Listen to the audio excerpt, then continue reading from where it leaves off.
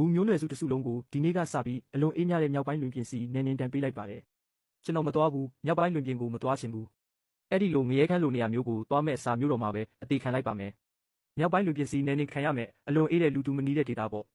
့မင်းပြောတာကတောယုံတွေတောင်ပေါ်မှာအပြစ်ရှိနေပြီးခဲနေတဲ့မြစ်ထဲပိုက်တစ်ချက်ပြစ်လိုက်ရုံနဲ့ပေါင်40 50လောက်ရှိတဲ့ငချင်းကြီးတွေကိုဖမ်းလို့ရတဲ့နေရာလားဒါမှမဟုတ်ဆယ်စုနှစ်ချီတက်တန်းရှိတဲ့တောတောင်ကျင်စင်းတွေကိုမုံလာဦးလိုမျိုးဝါစားလို့ရတဲ့နေရာကိုပြောတာလားငါရဲ့အရင်ဘဝတုန်းကအရှိမြောက်ပိုင်းကနှင်းတော်ထဲမှာကြီးပြင်းလာခဲ့တာကွာအဲ့ဒီနေရာကငါအတွက်တော့အကြိုက်ဆုံးနေရာပဲလေဒါတွေအားလုံးကအဖေဖြစ်တွေပါအဖေကြောင့်နဲ့တားပါလိုက်ပါခံစားရပြီအဲ့ဒီလိုအေးစိမ့်ပြီးပင်ပန်းတဲ့နေရာမှာတားကိုဒုက္ခရောက်အောင်လုပ်မိပြီအဖေရဲ့ဘာရီလာအားနာနေတာလဲဒီလိုစုပ်ပြတ်တတ်နေတဲ့မြို့တော်ကြီးမှာကျွန်တော်နေရတာတော်တော်လေးကိုစိတ်ကုန်နေပါပြီ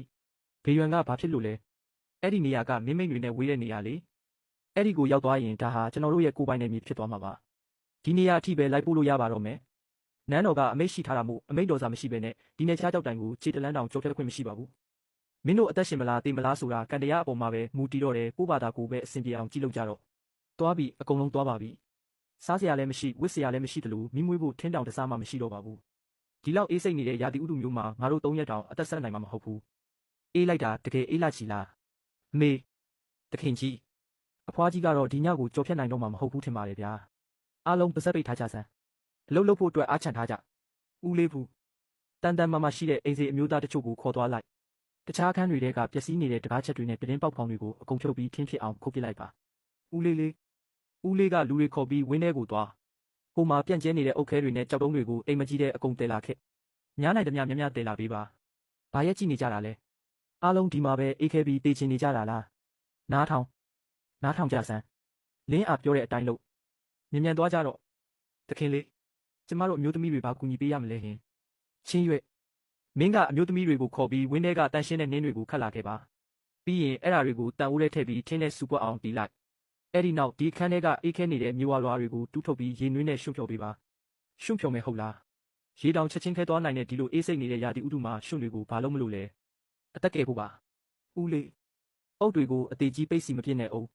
အလဲမှာလမ်းကြောင်းလေးခြံထားပေးပါဟုတ်တယ်အဲ့ဒီအတိုင်းပဲစပုံစံလေးတွားပေးပါကောင်းပါပြီဗျာရေနေထားတဲ့ရှုံစေးပူပူတွေကိုဒီဘက်ယူလာခဲ့ပေးဦးလာပါပြီရှင့်ဒါကဘာကြီးလဲကွခုတင်လိုနဲ့ခုတင်လည်းမဟုတ်မိဖို့လိုနဲ့မိဖို့လည်းမဟုတ်ပါလားအဖေဘက်မှာတော့ဒါကိုလို့ခေါ်တဲ့အပူပေးခုတင်လို့ခေါ်ကြတာပါမင်းကဒီလိုလက်မှုပညာတွေကိုဘယ်လိုလုပ်တက်မြောက်နေတာလဲဒီလိုလက်ရမျိုးတွေကိုအဖေမင်းကိုတင်ပေးခဲ့ဘူးလေလို့မမှတ်မိပါဘူးဒါတွေအားလုံးကစာအုပ်ထဲမှာဖတ်ခဲ့တာတွေပါအိုးမိခိုးတွေထွက်နေပါလားဒါပေမဲ့မိခိုးတစ်စက်တောင်အပြင်ကိုထွက်မလာတာအံ့ဩစရာပဲနော်စိတ်မလောပါနဲ့ဦးကြီးစံလေးအဖေဒါကကံကောင်းလို့ဖြစ်လာတာမဟုတ်ပါဘူးဒါကစက်မှုလက်မှုလုပ်ငန်းတွေနဲ့သိပ္ပံပညာရဲ့ကျေးဇူးတွေကြောင့်ဖြစ်လာတာပါခေါင်းဆောင်အနက်ရလိုက်လားအသားဟင်းနဲ့မွမွေးလေးအဲ့ဒီစွန့်ပစ်ထားတဲ့မျိုးဆောင်စခန်းဘက်ကနေလွင့်လာတာပါအင်ပါယာကဒီနေ့တင်နေနေတန်ပေးခံရတဲ့တားကောင်တအုပ်ကိုအဲ့ဒီကိုပို့လိုက်တာလေညီကိုတို့ရေငါတို့စောင်းတွင်းစာအတွက်ရိတ်ခါတွေအဆင်ပြေသွားပြီနှင်းမုံတိုင်းနည်းနည်းစဲသွားတာနဲ့လူရောအသားရောအကုန်လုံးကိုတွားလူကြမယ်ငါကတော့အစာဟတ်သွားပြီတိုးဧည့်သည်တွေရောက်လာပြီဘာဒါပြတွေလားအဖေမလောပါနဲ့ချင်းရွဲနေကင်းကရေနွေးတီကိုတုံးခဲ့တဲ့ဟိုတယ်အိုကြီးနှလုံးထဲမှာရေတွေစူနေတော့မဲလားမိဖို့နဲ့နေရန်ကအမြဲဆက်နေတာဆိုတော့ရေကတော့တောက်လျှောက်စူနေတာပါပဲရေတွေကတော့တောက်လျှောက်စူပွက်နေတာပဲကောင်းပြီဦးလေးဟိုအိမ်စီ၄ယောက်ကိုခေါ်ခဲ့တစ်သားပုံးတွေပါယူခဲ့လိုက်အိုးထဲကစူပွက်နေတဲ့ရေနွေးတွေကိုပုံနဲ့အပြည့်ထည့်ပြီးကျွန်တော်နောက်ကိုလိုက်ခဲ့ကြကျန်တဲ့လူတွေအကုန်လုံးအိမ်ထဲမှာပဲနေကြဘလို့အတန်ပဲကြားတစ်ချက်ကလေးတောင်အတန်မထွက်ကြနဲ့အကိုကြီးဒီလိုစုပ်ပြတ်တက်နေတဲ့နေရာမှာမြို့တကားတောင်မရှိဘူးဗျဟာကွက်ကြီးကမြင်းတစည်းတောင်လွတ်လွတ်လပ်လပ်ဖြတ်ပြေးလို့ရနေတာမြို့တော်ကလာတဲ့ဒီလိုလူခင်းလူတွေကကင်းပုံးတောင်မချထားဘူးဆိုတော့တေရင်းနဲ့တက်တက်ဆင်းနေကြတာပဲယောက်ျားတွေကိုအကုန်တက်ပြစ်မိန်းမတွေကိုတော့အဲ့ရတဲ့ထဲကိုခေါ်သွားမယ်ကင်ထားတဲ့အသားတွေနဲ့စောင်းတွင်းစာအတွက်တူလောင်ထားတဲ့ရိတ်ခါတွေကိုအကုန်ရှာဖွေပြီးထုတ်ခဲ့ကြစမ်းညီကိုတို့အကုန်တက်ကြစမ်းအာဒါဘာတွေဖြစ်နေတာလဲတောက်ဒီမြေကြီးကဘာလို့စီတုတ်ထားတယ်လို့မျိုးကိုချောနေရတာလဲရီဟိုပေါက်ကောင်စုပ်မင်းမတတိရှိရင်အောက်ကိုဆင်းလာပြီးငါနဲ့တယောက်ချင်းရှင်စမ်းပါဒီလိုအောက်လန်းတွေတုံးနေတာဘလို့တူရဲကောင်းမျိုးလဲတယောက်ချင်းဟုတ်လားဆက်ချချင်သေးလို့လားအရှင်ကြီးအသက်ကိုချမ်းသာပေးပါဗျာကျွန်တော်တို့လည်းတကယ်ကိုမတက်တာလို့ပါစားစရာရှာမရလို့သာအခုလိုလူရက်မိတာပါဖန်လေးဒီလူတွေကိုဘယ်လိုလုပ်ကြမလဲနောက်ရေးစိတ်အေးရအောင်အကုန်တက်ပစ်လိုက်ရမလားတက်ပစ်မယ်အဖေရဒီပေရွန်လွင်ပြင်ဒေတာမှာအရှားပါဆုံးကရွှေငွေရတနာတွေမဟုတ်ဘူးဗျလေးလံတဲ့စက်မှုလုပ်ငန်းတွေမှာခိုင်းလို့ရမယ့်အလုပ်သမားတွေဖြစ်နေတာဂုံယူပါလေဒီနေ့ကစပြီးမင်းတို့အားလုံးကိုငါတို့ကူမျိုးနွယ်စုကတရားဝင်တင်သွင်းလိုက်ပါပြီစားချင်လားစားချင်ရင်တော့အလုပ်လုပ်ရမယ်ငါကအလကားလူတွေကိုအစာကျွေးမွေးထားမှာမဟုတ်တယ်လို့အတုံးမကျတဲ့သူတွေကိုလည်းလက်ခံထားမှာမဟုတ်ဘူး အလုပ်ကိုတေးသေးချာချာလုပ်တဲ့သူတွေအတွက်တော့တနေ့ကိုထမင်းပူဟင်းပူနှစ်နက်အပြင်အိပ်ဖို့အတွက်နှွေးထွေးတဲ့မိဖို့ခုတင်ကိုလည်းအဝပေးထားမှာပါခိုကပ်ပြီးပြင်းနေတဲ့သူတွေကိုတော့နှင်းတော်တဲ့တန်းပစ်ချပြီးဝင်ပလွေစာကျွေးပစ်မယ်နားလေလားနားလေပါပြီခင်ဗျာနားလေပါပြီတခင်လေးခိုင်းတာမှန်သမျှအကုန်လုပ်ပါမယ်ကောင်းပါပြီဦးလေးရေသူတို့ကိုဝိုးဝိုးထိုးတယောက်တစ်ခုစီဝေးပေးလိုက်ပါဦးဘိုက်ထဲတစ်ခုခုရှိသွားအောင်လို့ပါစားပြီးရင်တော့ပေါက်ချုံးတဲ့ကော်ပြားတွေယူပြီးကျုံနောက်ကနေတောင်နောက်ဘက်ကိုလိုက်ခဲ့ကြပါတခင်လေးကျွန်တော်တို့ကိုဒီကြောက်တုံးမဲတွေလာရှာခိုင်းတာဘာလို့ဖို့လဲခင်ဗျာတခင်လေးမလုပ်ပါနဲ့ဒါကအစိတ်ရှိတဲ့ကြောက်တုံးတွေပါဗျာမြက်ခင်းပြင်ကလူကြီးသူမတွေပြောဖူးတာကတော့ဒီကြောက်တုံးတွေကမီးမွေးလို့ရပေမဲ့မီးလောင်တဲ့အခါမီးခိုးမဲတွေထွက်လာတတ်ပြီးအဲ့ဒီအနံ့ကိုရှူမိရင်ခေါင်းမူးမျက်စိပြာဖြစ်တာတွေမကပဲအသက်ပါသေးသွားနိုင်တယ်လို့ပြောကြတာပါဗျဒီအရာကိုမီးရှို့လိုက်ရင်သူ့ထဲမှာလူသားစားတဲ့မိစ္ဆာဆိုကြီးပုံအောင်နေတာဗျဒီပစ္စည်းကိုသာတဲထဲမှာမီးရှို့မိရင်နောက်နေ့မနေ့ကျတာနဲ့လူဟာပါဇက်ကအမြုပ်တွေထွက်တကိုယ်လုံးမျိုးမဲပြီးတည်သွားရမှာပါလီယာဒါကတကယ်ပဲအစိတ်ရှိတာလားအစိတ်တင်ကြောက်တုံးနဲ့လားလူသားစားတဲ့မိစ္ဆာတွေလားအဲ့ဒါကိုကာဗွန်မနိုက်ဆိုက်တဲ့အစိတ်တင်တာလို့ခေါ်တာပါမီးကကောင်းကောင်းမလောင်ပဲမီးကိုမုန်နေရင်ထင်းမီးရှို့တာတော့လူကိုအသက်ရှူချက်ပြီးတည်စေနိုင်ပါတယ်ဒါဟာတကယ်ကိုအဖိုးတန်တဲ့ယတနာကိုအလားတဖြုံးတီးနေတာပဲရွှေတောင်ကြီးကိုပိုင်ဆိုင်ထားပြီးမှတောင်းစားနေတယ်လို့ဖြစ်နေပါပြီကဲအားလုံးပဲပေါက်တူးတွေကိုအားရပါရလွှဲပြီးတူးကြစမ်းခင်းကြီးဘောပေတချောင်းယူလာခဲ့ဦးငါအခုပြောပြမယ့်အဆင့်တွေကိုတေချာမှတ်ထားလိုက်နောက်ဆိုရင်ဒါကငါတို့မိသားစုရဲ့အဓိကလှုပ်ဝက်ချက်ဖြစ်လာမှာပါဟုတ်ကဲ့ပါပထမအဆင့်ရိုက်ခွဲပြစ်လိုက်ဒီကြောင့်မိသွေးခဲတွေကိုအကုန်လုံးမှုန်သွားအောင်ထိရိုက်ခွဲပြစ်ရမယ်ဒုတိယအဆင့်ကတော့မြေကြီးနဲ့ရောဆက်ဖို့ပဲချန်တောင်းကမြေဝါတွေကိုတွားတူပြီးကြောက်စရခဲတွေကိုစစ်ထုတ်လိုက်ပြီးရင်ကြောက်မိသွေး9ပုံမြေဝါ3ပုံအချိုးစားတိုင်းရေးထည့်ပြီးရှုံ့ဖြစ်အောင်နေလိုက်ပါတော့လင်းအားရေးဒီလောက်ကောင်းတဲ့လောင်စာတွေကိုဘာဖြစ်လို့ရှုံ့နေနဲ့လာရောနေတာလဲဒါကမီးကောတောင်းနိုင်ပါဦးမလားကြောက်မိသွေးအစ်စ်ကလောင်ကျွမ်းလုံးအယမ်းမြန်နေပြီးတော့အမုံမွားတွေနဲ့အစိမ့်ငွေတွေလည်းအထွက်လွယ်တာပေါ့မြေဝါကိုစိတ်ကက်စေတဲ့အရာအဖြစ်ရောလိုက်တာကလောင်ကျွမ်းလုံးကိုထိန်းချုပ်ပေးနိုင်ုံတင်မကပဲအသုံးပြုချိန်ကိုလည်းပိုကြရှည်စေပြီးမိတောက်ကိုလည်းပိုပြီးတည်ငြိမ်စေပါတယ်ဒါကခင်မီတဲ့နီလန်ပဲဒါကိုသိပ္ပံပညာလို့ခေါ်တာပေါ့တတိယအဆင့်ကတော့ပုံစံခွက်ထဲကထုတ်ဖို့ပါပဲတခင်လေးဒါကဘလို့လက်နက်ပုံမျိုးလဲဗျဒါကိုပြအောင်မီးသွေးလို့ခေါ်တာပါဒီရှုံခဲကြီးကတကယ်ပဲမီးလောင်နိုင်တာလားမီးပြရောင်ပါလားတကယ်ကိုမီးပြရောင်ကြီးပါလားကောင်းကင်ဘုံကငါတို့မိသားစုကိုစောင့်ရှောက်လိုက်တာပဲဒီလိုနက်ဖျားပေးတဲ့ပစ္စည်းမျိုးရှိနေမှတော့ဒီမြောက်ဖက်လူမြင့်ကြီးဘလောက်ပဲအေးငါတို့တွေအေးတန်ကြောင်တေးကြမှာမဟုတ်တော့ပါဘူးကျေးဇူးတင်ပါတယ်တခင်လေးကလူပြည်ကိုဆင်းသက်လာတဲ့နက်ဖျားတစ်ပါးပါပဲဒီပြားအောင်ပုံစံကြောက်မီးသွေးခဲတွေကိုအများကြီးထုတ်လုပ်ထားတာဆိုတော့ဒါတွေကိုအေးတန်ကြောက်တဲ့လှည့်လည်သွားလာနေထိုင်သူတွေစီမှာတွားရောက်လိုက်ရင်ငါတို့ခုမိသားစုကတော့ကြီးပွားချမ်းသာသွားပြီပေါ့မဟုတ်ဘူးလားအဖေဒါကိုဖြူဟာမြောက်အရင်မြင့်လို့ခေါ်တာပါမြောက်ပိုင်းလူမျိုးမှာဆိုရင်စွမ်းရင်ကိုထိန်းချုပ်နိုင်တဲ့သူကအသက်သွေးကြောကိုပါစုပ်ကင်ထားနိုင်တာပဲလေဒီကြောင့်မိသွေးခဲတွေကိုကျွန်တော်တို့ကိုယ်တိုင်ပဲသုံးပါပါဒါကိုအသုံးချပြီးပိုကြီးမားတဲ့စီးစိမ်ဥစ္စာတွေကိုဖန်တီးယူပြမယ်ဒါနဲ့ဘဲကနေတိုးညော်နှံ့တွေထွက်လာတာလဲတော်တော်နန်းနာပဲချင်းရွဲ့မင်းမျိုးတော်မှာရှိတော့ကကုမိသားစုပိုင်နဲ့အထက်ဆိုင်စရင်တွေကိုကန်ရတာအကြိုက်ဆုံးဆိုတာငါမှတ်မိနေသေးတယ်နော်ငါမင်းကိုတစ်ခုလောက်မေးကြည့်ချင်လို့ပါမြို့တော်ထဲမှာအေးတန်ခံနိုင်တဲ့အကောင်စားဂွမ်းအင်ဂျီတစ်ထဲဒါမှမဟုတ်မြေခွေးသားမွေးဝစ်စုံတစ်ထဲဆိုရင်ငွေဘယ်လောက်နဲ့ရောင်းလို့ရလဲရိုးရိုးဂွမ်းအင်ဂျီတောင်မှငွေတင်းကား2ပြားလောက်ပေးရတာပါပဲအကယ်၍အစ်စ်မြင့်မြေခွေးသားမွေးလို့ဖြန်သားမွေးလို့ဆိုရင်တော့ရွှေတင်းကားရာနဲ့ချီထောင်နဲ့ချီပေးရတာတောင်မှဝယ်မလောက်နိုင်အောင်ကိုဖြစ်နေတာပါဘာလို့လဲဆိုတော့စောင်းတွင်းကြီးရောက်လာပြီဆိုရင်အရာရှိကြီးတွေနဲ့တထေးကြီးတွေတောင်မှအေးတန်ကိုတော်တော်လေးခံစားရလို့ဖြစ်ပါတယ်နော်အရန်ကောင်းတယ်ဒါတွေကအမိုက်တွေမဟုတ်ဘူးဒါကလူတိုင်းရဲ့ပတ်စံအိတ်ကိုဖွင့်ခိုင်းနိုင်မဲ့ကုန်ကျန်းတွေပဲဖြစ်ပါတယ်မင်းငါတို့ကိုမလိမ်ဘူးမလားဒီကဘာပေါ်မှာတကယ်ပဲအစားတောက်နဲ့နန်းစော်နေတဲ့တိုးမွေးတွေကိုလဲယူမဲ့လူမိုက်တွေရှိလို့လားစားစရာတွေကိုအနက်နန်နေတဲ့တိုးမွေးတွေနဲ့လဲနေတဲ့ဒီလူကတော့လေပါဇက်ပိတ်ဆန်းဘဲကလူအလဲအဲ့ဒါတခင်လေးကွာတိုးမွေးတွေကိုမြ мян ချလိုက်ကြတခင်လေးကပြောထားတယ်တိုးမွေးဆယ်ပိတာကိုတတုံးဒါမှမဟုတ်ငါးအေးကဲတပိတာနဲ့လဲပေးမယ်တဲ့လူကြီးလူငယ်မရွေးဘသူကိုမှမလိမ်ဘူးလို့လဲဆိုထားတယ်ဒီအလဲပိုင်းဒေတာကလူတွေရဲ့အုံနောက်ကများအေးခဲသွားတာလားမသိဘူးအသက်ရှင်ဖို့အရေးကြီးတဲ့မိသွေးတွေစားစရာတွေကိုအသုံးမကျတဲ့အနက်နန်နေတဲ့တိုးမွေးတွေနဲ့လဲသွားတာပဲသူ့ကိုဂယုမဆိုင်နဲ့ဒီလူအသားနောက်နှစ်အထိအသက်ရှင်နေအောင်မယ်ဆိုရင်တမျက်ခင်းပြင်လုံးမှာရှိတဲ့တိုးမွေးတွေကိုသူ့စီအကုန်တယ်လာပေးကြတာပေါ့တခင်လေးကျွန်တော်တို့ဒီလောက်အနက်နန်တဲ့တိုးမွေးတွေကိုအများကြီးလဲလာတာကနေရန်ကြားကအကြောင်းတွေထည့်ပြီးလေကားဖို့အတွက်လာခင်ဗျဟွန်းဦးလေးပူရေးခစ်သစ်ဆက်မှုလုပ်ငန်းတွေရဲ့တန်ဖိုးကိုဦးလေးအထင်သေးလို့နေပြီနော်ကျင်ရွက်အိုးကြီးတွေကရေတွေစုပြီလားစုပါပြီရှင်ကောင်းပြီဒီရက်ပိုင်းစုထားတဲ့တစ်သားပြတွေကိုအိုးတဲ့အကုန်ထည့်ပြီးကြိုလိုက်ပြီးရင်စစ်ထုတ်လိုက်ဦးဆဲပြီးတော့ရေကြီးအိုးကြီးထဲမှာဆေးလိုက်ပြီးရင်မိဖို့ဘေးကနေရန်နားမှာဖြန့်ပြီးအချောက်ခံထားလိုက်တော့အမလေးအံ့ဩစရာပဲဒါတွေကခုနကအနံ့ဆိုးတွေထွက်နေတဲ့တိုးမွေးတွေအစ်စ်ပဲလားကဲလှုပ်စားကြစို့ဘလို့နေလဲတကယ်ကိုအထူးကောင်းမွန်ပါတယ်နှွေးထွေးယုံတင်မကပဲအရင်ကနဲ့မတူအောင်ကိုပေါ်ပါပြီးခံရလုံးနေတာပဲအဝတ်အစားတွေရှိုံနဲ့တင်မလုံလောက်သေးဘူးပေရွံရဲ့စောင်းရသည်မှာလူတွေရဲ့သွေးတွေကိုဟုံဟုံတောက်စေမဲ့အရာတစ်ခုလည်းရှိဖို့လိုသေးတယ်လေတခင်လေးအရင်ကအဖိုးကိုစူဆောင်းခိုင်းထားတဲ့အချင်းဖောက်ထားတဲ့နှံစားပြောင်းတွေနဲ့တော်သီးတွေကိုတခင်လေးမှထားတဲ့အတိုင်းအကုန်လုံးအချင်းဖောက်ပြီးပါပြီဒါပေမဲ့ဒါတွေကဘာလို့ဖို့လဲခင်ဗျာဘာလို့ဖို့လဲဟုတ်လား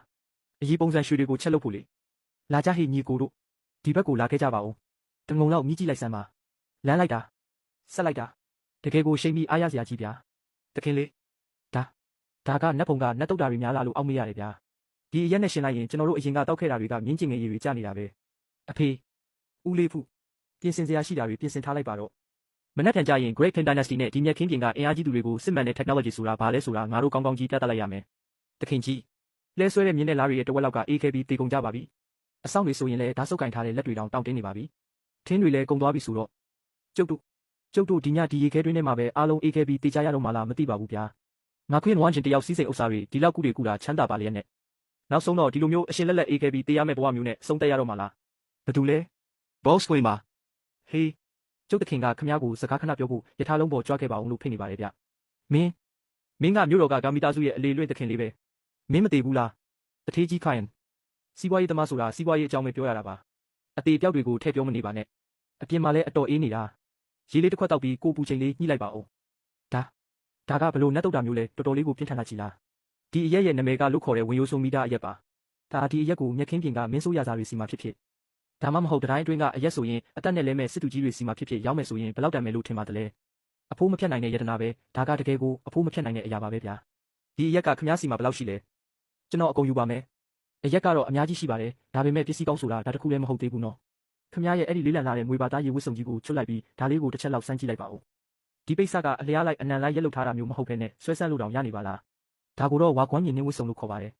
အနှွေးတက်ပေးနိုင်ုံတင်မကပဲပေါ်ပါလို့လှုပ်ရှားရတာလည်းအဆင်ပြေစေတာပါချမ်းတထေးမြို့တော်ကအရာရှိကြီးတွေဆိုရင်စောင်းတွင်းမှာအဝတ်တွေအထက်ထက်ဝတ်ထားရတာဝက်ဦးချောင်းရုပ်တွေလိုဖြစ်နေပြီးလမ်းလျှောက်ဖို့တောင်လူလွဲနေရတာမဟုတ်လားတကယ်လို့သူတို့သာဒီလိုနှက်ဖန်ဆင်းထားသလိုအဖိုးတန်ပစ္စည်းမျိုးကိုဝတ်ဆင်ခွင့်ရမယ်ဆိုရင်နှွေးလဲနှွေးမယ်လူကြားထဲမှာလည်းခန့်ညားထဲဝါနေမှာဆိုတော့သူတို့တွေငွေဘယ်လောက်တောင်ပေးကြမယ်ထင်တယ်လေကူတခင်လေးရခမည်းကတော့ကျွန်တော်ရဲ့ကျေးဇူးရှင်ကြီးပါပဲဒီနှက်ပေးတဲ့ပစ္စည်းနှမျိုးအတွက်တခင်လေးစိတ်ကြိုက်စေးတာခေါ်လိုက်ပါတော့ကျွန်တော်ကတော့စီးပွားရေးလုပ်ရင်အမြဲတမ်းများတအောင်လုပ်တတ်တဲ့သူပါရှောက်ပါကြီးအရက်ကတပိတ်တာဝင်တအိုးကိုငွေစင်90တီတီဖြစ်ပြီးဝါကွန်မြင်နေဝတ်စုံကတော့တစ်ထည်ကိုငွေစင်100ကျတင်မှာဖြစ်ပါတယ်100တောင်းလားကူတခင်လေးခမည်းကတော့ကျွန်တော်ရဲ့ကျေးဇူးရှင်အစ်စ်ပါပဲဗျာတခင်လေးကတကယ်ကိုသဘောထားကြီးလုံးပါတယ်ဗျာကျွန်တော်ကုန်တဲ့အဖွဲ့ထဲမှာအခုငွေသား6000ရှိပါတယ်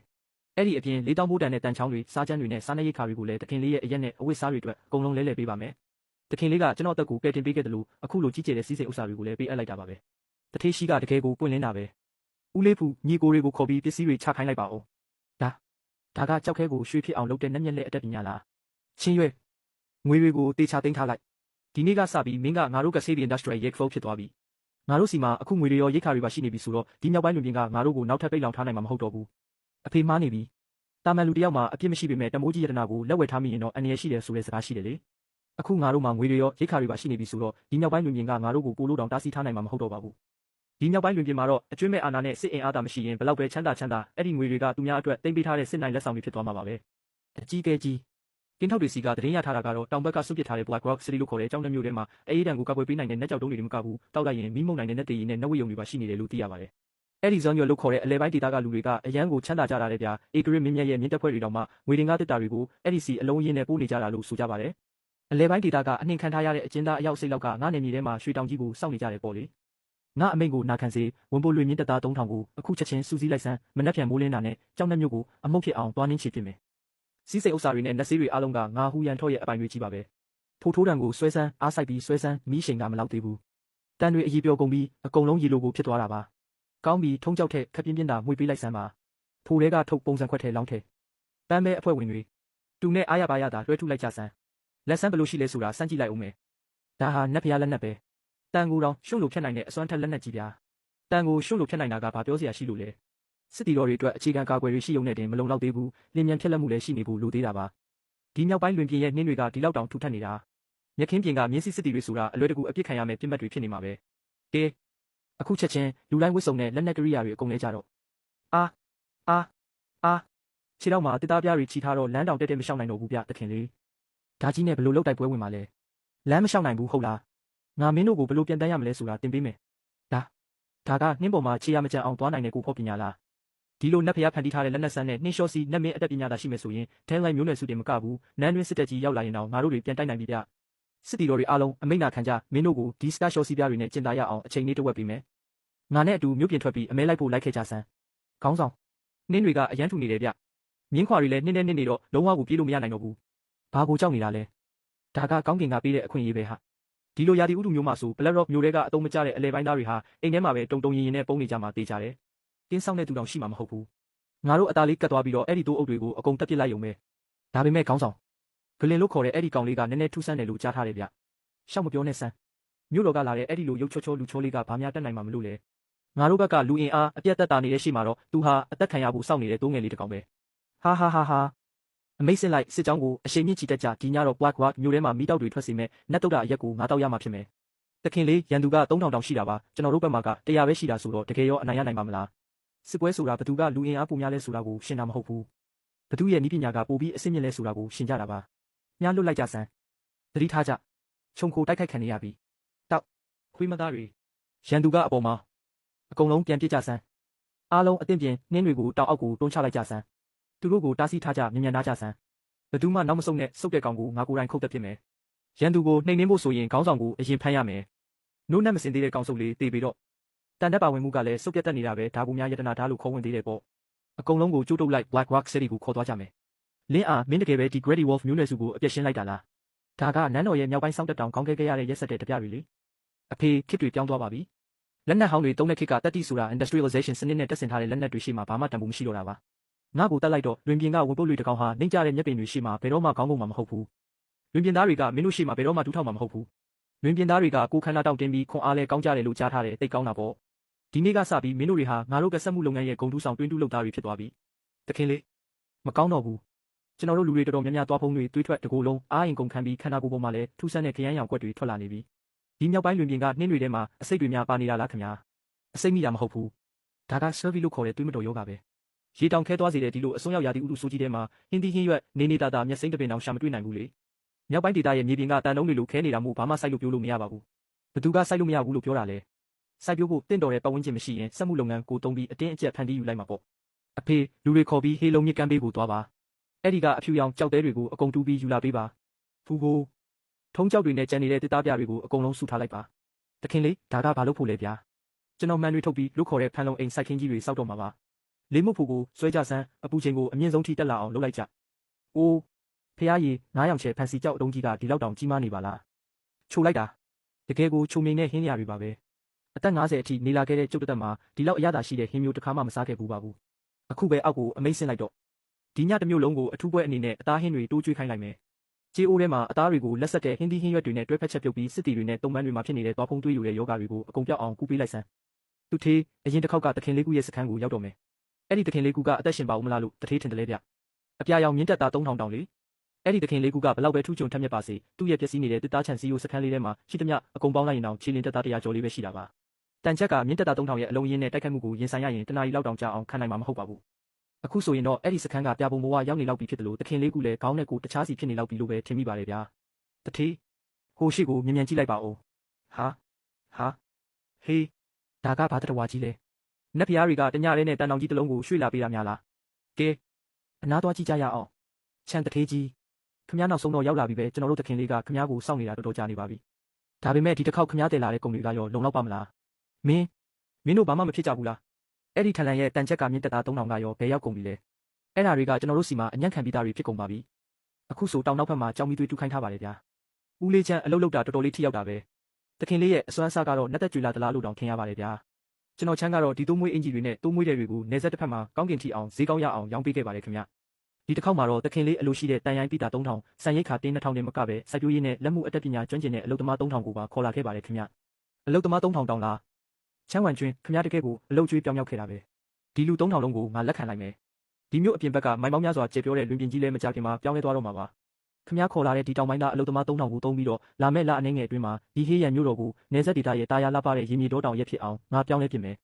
သတင်းပို့ပါတယ်မြောက်ပိုင်းလွင်ပြင်မှာအောင်ပွဲကြီးဆင်နွှဲနိုင်ခဲ့ပါပြီစစ်ဖက်ဆိုင်ရာနဲ့ဗန်နာရေးဝန်ကြီးချုပ်ရဲ့တားဖြစ်သူကုန်းလင်းကတက်မတော်လေးခုကိုဦးဆောင်ပြီးတော့အယိုးဖြူလွင်ပြင်ရဲ့အပြင်ဘက်မိုင်း100ကွာမှာမြောက်ပိုင်းလွင်ပြင်ရဲ့အကြီးမားဆုံးဓပြအုပ်စုဖြစ်တဲ့ထန်လိုင်းမျိုးနယ်စုကိုအမြင့်ပြတ်ချေမှုန်းနိုင်ခဲ့ပါတယ်ရန်သူပေါင်း1000ကျော်ကိုခေါင်းဖြတ်တက်နိုင်ခဲ့တယ်လို့ထန်လိုင်းတို့ရဲ့အရှင်သခင်ကံကိုလည်းအရှင်ဖမ်းဆီးနိုင်ခဲ့ပြီးစစ်မြင်းတွေနဲ့ကျွဲနွားတိရစ္ဆာန်အမြောက်များကိုလည်းတင်ဆက်ရမိခဲ့ပါတယ်ကျွန်တော်တို့ရဲ့မြောက်ဘက်နယ်စပ်ကိုဆယ်စုနှစ်ပေါင်းများစွာဒုက္ခပေးနေတဲ့ထန်လိုင်းဘေးအန္တရာယ်ကိုအခုတော့အပြီးတိုင်နှိမ်နင်းနိုင်ခဲ့ပါပြီကောင်းတယ်တကယ်ကိုကောင်းတယ်အရှင်မင်းကြီးအခုလိုအောင်ပွဲကြီးရရှိခဲ့တာဟာတကယ်ကိုဝမ်းသာစရာကောင်းပေမဲ့ဦးမင်းလာပြီဖြစ်တဲ့ဒီအမတ်ကြီးရဲ့စိတ်ထဲမှာတော့စိုးရိမ်စရာအကြီးအကျယ်ရှိနေပါတယ်ဖေဟာအရှင်မင်းကြီးဒီနယ်မြေပြန်လည်သိမ်းပိုက်နိုင်မှုနဲ့ပတ်သက်တဲ့အစီရင်ခံစာရဆိုရင်အဲ့ဒီကုန်းဆိုတာကနင်းနေတန်တင်နေတဲ့အမတ်တယောက်ပဲမဟုတ်လား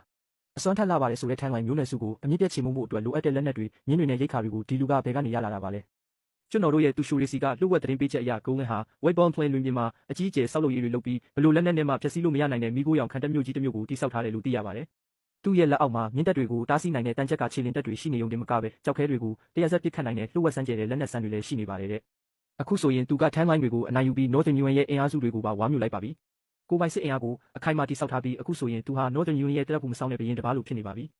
ဒီလူငယ်သားနယ်စပ်ဒေသမှာဆက်ရှိနေမယ်ဆိုရင်အချိန်ကြာလာတာနဲ့အမျှမမျှော်လင့်နိုင်တဲ့ကိစ္စရပ်ကြီးတွေကိုဖန်တီးလာမှာအသေးချပါပဲနောက်ဆုံးမှာစစ်တပ်ကြီးကိုဥဆောင်ပြီးတောင်ဘက်ကိုခြိတက်လာပြီးတော့မြို့တော်ကိုပါချင်းချောက်လာနိုင်ပါတယ်ခင်ဗျာဒါဆိုရင်အမတ်ကြီးရဲ့အမြင်ရဘယ်လိုလုပ်တင်တယ်လို့ထင်တယ်လဲတောထဲကကြားရဲကိုနှိမ်နှင်းဖို့ခက်ခဲပေမဲ့လှောင်အိမ်ထဲကိုမြှူသွင်းလိုက်ရင်တော့အိမ်မွေးကြောင်တစ်ကောင်လိုဖြစ်သွားမှာပါယာရုတိုးပေးတယောက်နဲ့အာနာကိုရုပ်သိမ်းတဲ့နီလန်းကိုတုံးပြီးကြားကိုတောင်ပေါ်ကနေမြှူထုတ်ရပါမယ်အရှင်မင်းကြီးအနေနဲ့သူတို့မိသားစုရဲ့အပြစ်တွေကိုလုံးဝပယ်ဖျက်ပေးကြောင်းအမိန့်တော်ကိုချက်ချင်းထုတ်ပြန်နိုင်ပါတယ်ယာရုကြီးလစာကောင်းကောင်းနဲ့ရွှေငွေဒနာတွေကိုစုလက်အဖြစ်ပေးသနာပြီးတော့မြို့တော်ကိုပြန်ခေါ်ပြီးယာရုအဟောင်းကိုပြန်ပေးလိုက်ပါသူသာမြို့တော်ထဲကိုတကိုယ်တည်းခြေချလိုက်ပြီဆိုရင်တော့ကျုပ်တို့ခင်းကျင်းထားတဲ့ဒီပိုက်ကုန်းတွေကနေသူဘလို့မှယုံထွက်နိုင်မှာမဟုတ်တော့ပါဘူးမြောက်ပိုင်းလွင်ပြင်ဆိုတဲ့အခြေခံအုတ်မြစ်တာမရှိတော့ရင်ဒီကြားရဲကြီးဟာလည်းဘယ်သူမဆိုတက်ဖြတ်လို့ရတဲ့ကြောင်နာတစ်ကောင်ဖြစ်သွားမှာပါဇန်းဆန့်နန်းတွင်းဝင်ကြီးချုပ်ကိုဆင့်ခေါ်လိုက်ငါကိုတော်ရဲ့အမိန့်တော်ပြန်တန်းနဲ့အဖိုးတန်ရတနာတွေကိုယူပြီးမြောက်ပိုင်းလွင်ပြင်ကိုအခုချက်ချင်းသွားပြီးအမိန့်တော်ဆင့်ဆိုစေမိုးနှက်မင်းရဲ့အလိုတော်အရဧကရမင်းမြတ်မိတ်ကြားတော်မူတာကတော့ခုမျိုးနွယ်စုပေါ်ကြားရောက်ခဲ့တဲ့မတရားဆွဆွဲချက်တွေကိုအခုတော့ရှင်းလင်းပေးလိုက်ပြီဖြစ်ပါတယ်အခုခါမှာတော့ကလင်းဟာတန်လန်လို့ခေါ်တဲ့ဝန်ပိုလွေမျိုးနွယ်စုတွေကိုနှိမ်နှင်းပြီးမြောက်ပိုင်းနယ်စပ်ကိုတည်ငြိမ်အောင်စွမ်းဆောင်နိုင်ခဲ့တဲ့အတွက်သူ့ရဲ့စွမ်းဆောင်ရည်ကအင်မတန်မှကြီးမားလာပါတယ်ဒါကြောင့်ရွှေစင်1000နဲ့ပိုးတဲ့အလေးပေါင်း1000ကိုအထူးဆုလက်အဖြစ်ချီးမြှင့်လိုက်ပါတယ်ကလင်းနဲ့မိသားစုဝင်တွေဟာမြို့တော်ကိုအခုချက်ချင်းပြန်လာရမှာဖြစ်ပြီးမူလယာတုကိုပြန်လဲအနှင်းနဲ့အပြင်ကျင့်ပိတ်ဖို့ဆိုတဲ့ဖွဲ့တူကိုပါချီးမြှင့်ပြီးစီးရီးဌာနမှာတာဝန်ထမ်းဆောင်စေရမယ်ဒါဟာငါကိုတော်ရဲ့အမိန့်တော်ပဲဟိုရဲ့အရှင်မင်းကြီးကတင့်ပေါ်မှာတကယ်ကိုဂရုဏာတော်ကြီးမားလာတာပါအမိန့်တော်ကိုအမြန်လက်ခံပြီးဒီအစီကံအိုကြီးနဲ့အတူမြို့တော်ကိုပြန်ပြီးစီးစိမ်ခံစားဖို့လိုက်ခဲ့ပါတော့ဗျာတိတ်ကိုသဘောထားပြတ်သားတာပဲဗျာဒါဆိုကျွန်တော်တို့မြို့တော်ကိုဘယ်တော့လောက်ပြန်ကြမလဲမြို့တော်ကိုပြန်ရမယ်ဟုတ်လားအမတ်ကြီးဆုလက်တွေကိုတော့ကျွန်တော်လက်ခံလိုက်ပါပြီဒါပေမဲ့မြို့တော်ကိုပြန်ပြီးအရာရှိလုပ်ဖို့ကိစ္စကတော့မေးလိုက်ပါတော့အဲ့ဒီမြို့တော်ဆိုတဲ့နေရာကတယောက်နဲ့တယောက်အကွက်ချ6တုံးနေကြတာလေထုကလည်းတိတ်ကိုညစ်ပတ်လွန်းနေကျွန်တော်မခံနိုင်ဘူးဒီအရှိမြောက်ပိုင်းရဲ့နှင်းတော်ကဲတော်ကြီးကပဲကျွန်တော်နဲ့ပို့ပြီးတင့်တော်ပါတယ်ဒီမှာကတောလိုက်လို့လည်းကောင်းတယ်လို့နေရတာလည်းတိတ်ကိုနေပြောတာပဲအိုးကျွန်တော်ရဲ့တခင်လေးရဲ့အမိန့်တော်ကိုဖိဆန်လို့မဖြစ်ဘူးလေတကယ်လို့သာအမိန့်တော်ကိုမနာခံပဲနေမယ်ဆိုရင်တနန်းတော်လုံးကအမတ်တွေကချက်ချင်းပဲပုံကံမှုနဲ့အစီရင်ခံစာတင်ကြပါလိမ့်မယ်အဲ့ဒီအချိန်ကျရင်အစိုးရစစ်တပ်ကြီးကဒီကိုချီတက်လာပြီးလူတွေအများကြီးတည်ကြည်ပျက်စီးကုန်ပါလိမ့်မယ်နေစားမင်းကြီးရဲ့ကျွန်တော်မျိုးအောက်ချုပ်ပြီးတောင်းပန်မရစေအခုအစိုးရကမင်းကြီးကိုကြောက်လဲကြောက်တယ်လို့ယိုလဲယိုသိနေကြတာပါသူတို့ကမင်းကြီးကိုမြို့တော်ကိုပြန်လာခိုင်းတာကသူတို့စိတ်အေးလက်အေးနေချင်ကြလို့ပါပဲတခင်လေးကျွန်တော်တို့ကနန်းတော်ရဲ့စစ်တပ်ကိုကြောက်နေရမှာလားသူတို့သာကျွန်တော်တို့ကိုလာဆွရင်ကျွန်တော်တို့ရဲ့ရန်အမြောက်တင်ထားတဲ့လေးများကြီးတွေကိုသူတို့ရဲ့နန်းတော်တကားဝါအထိဓာတ်ရိုက်တုံးပို့လိုက်မှာပါကောင်းပြီလေအမတ်မင်းဒီလောက်ဝေးတဲ့ခရီးကိုပင်ပန်းပန်းလာခဲ့ရတာဆိုတော့ကျွန်တော်လည်းအမတ်မင်းကိုအခက်မတွေ့စေချင်ပါဘူးမျိုးသားမင်းကိုကျေးဇူးတင်ပါတယ်မျိုးသားမင်းရဲ့ကိုချင်းစာနာမှုအတွက်တကယ်ကိုကျေးဇူးတင်ပါတယ်ခင်ဗျာမျိုးသားမင်းမြို့တော်ကဧကရိကတော့ဒီအဝတ်စုပ်တစ်ခုတည်းနဲ့မျိုးသားမင်းကိုချုပ်ကင်ထားနိုင်မယ်လို့တကယ်ကြီးထင်နေတာလားသူကမျက်နှာလိုချင်နေဆိုရင်လည်းပေးလိုက်တာပေါ့အရှင်မင်းကြီးတက်တော်ရကြော်ရှိပါစေလို့နှခုံးလောက်អော်လိုက်ုံနဲ့ကျွန်တော်အသားပဲသွားတာမှမဟုတ်တာဒါပေမဲ့သူတို့တခုတော့ရှင်းရှင်းလင်းလင်းသိထားတဲ့နဲ့ဒီမိုင်ပေါင်းတောင်းချီကျဲဝန်းနဲ့မြောက်ပိုင်းနယ်ချားမှာတော့အခုကျွန်တော်ပြောတာပဲအတီးဖြစ်ရမယ်